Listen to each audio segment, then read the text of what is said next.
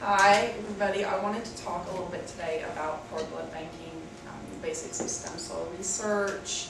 I'm going to go over the history, the basic uses, some controversy over it.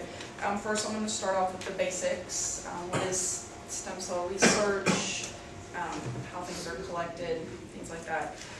First of all, stem cells, they're the master cells, building blocks. They can go everything from organ tissues, liver, heart, your bones, your immune system. Everything is developed from these master cells.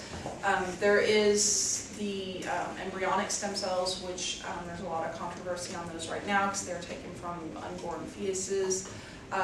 The stem cells for cord blood banking are completely different, but behind it is the basic setup for human life. It's actually estimated that about every 3 years you get a completely new body from the stem cells that are floating around in your blood already.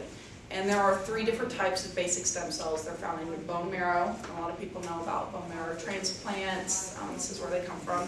Again, the circulatory blood carries stem cells that are constantly regenerating, repairing tissues. When you work out too hard, when you tear something, that's what gets fixed.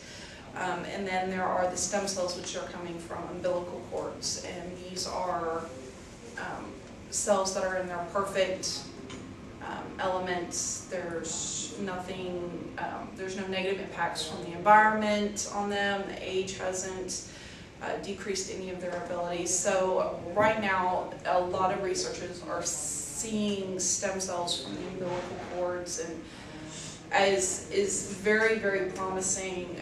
And that's not to mention the fact that they've already been used for so many things.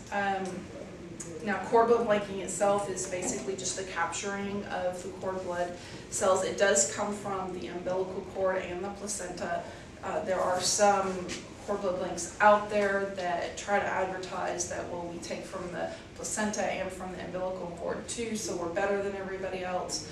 But when whether it's a private or public firm, when they're taking the cord blood, they do get it from both places. And basically what happens is very, very shortly after birth, when the doctors cut the umbilical cord, they take what's already been cut and the placenta, set it aside, and it's immediately handed over to a nurse or another doctor who uses syringes, sterile bags or vials to store the blood in.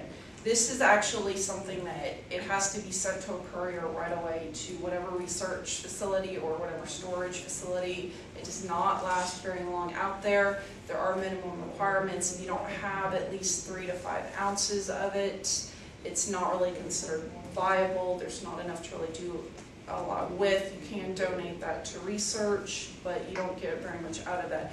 The average, though, is normally about 5 to 6 ounces is what people normally get out of that. And it is stored cryogenically, and right now there is no reason to believe that stem cells ever go bad.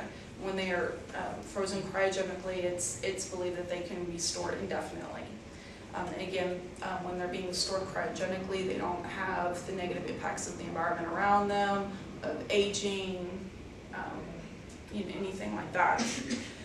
Basic history of cord blood banking. First of all, it's the first initial uses and the main uses that it's still going for is to regenerate blood, circulatory, and immune systems. And it was basically designed for chemotherapy. People were going through chemotherapy. They were like, well, we'll take the stem cells, regenerate their blood with it. That was the initial research on it, and that was in about 1983. That was the first proposal of the concept of using it as an alternative to bone marrow transplants. In 1988, very shortly after, they actually had the first successful transplant, and this was done on a 6-year-old boy who had a blood disorder called Frankenoid anemia. He was in Paris. It was successful, and the boy survived. In 1992, the New York Blood Center established the first public bank. It was funded through the National Institute of Health, and also in the same year, the University of Arizona actually went the other way, and they banked the first cord blood cells for a private family. In 1993, there was the first unrelated cord blood transplant. It went from one person to somebody that was not related, to whom they had taken the cord blood stem cells from, and that was done at Duke University. In 1995, one of the largest private agencies that's out there right now, the Cord Blood Registry, was founded.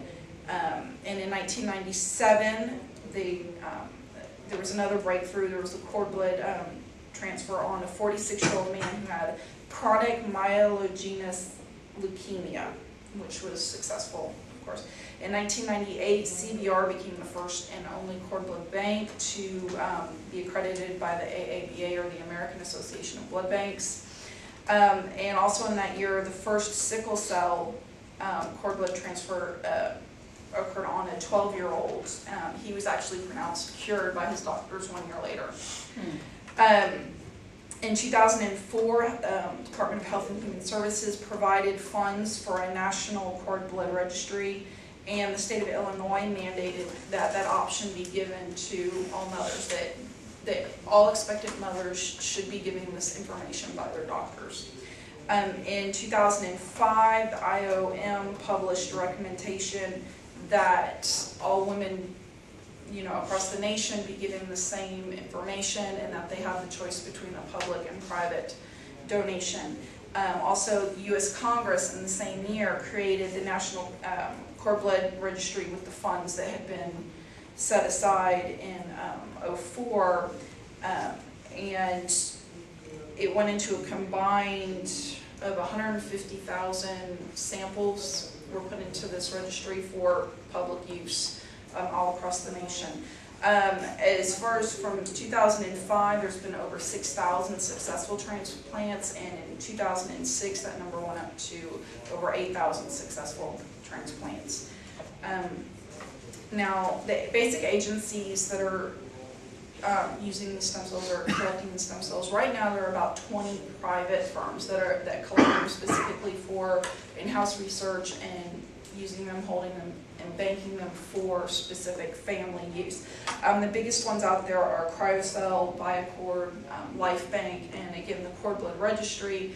I'm not trying to be opinionated on that, just that's the only one so far that has received the accreditation, and it has been open the longest.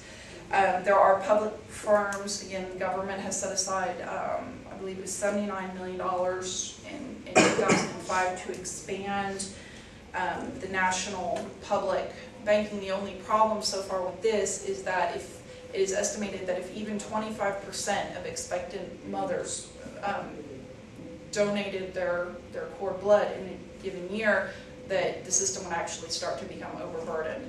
So if this is going to be something that's going to continue, more people are going to get into, the public the public firms are going to need to increase what they can hold, what they can carry.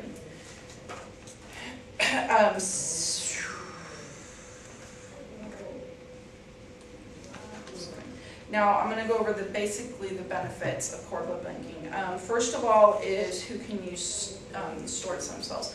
Of course, the newborn that the cells are collected from can use them. It's 100% match all the time. Now, unfortunately, there are some instances where a newborn can't use their own cells because it has been found that some babies that are diagnosed with certain diseases, that those specific stem cells carry that disease also. But another plus of those is that biological siblings are actually right now the biggest recipient of donations.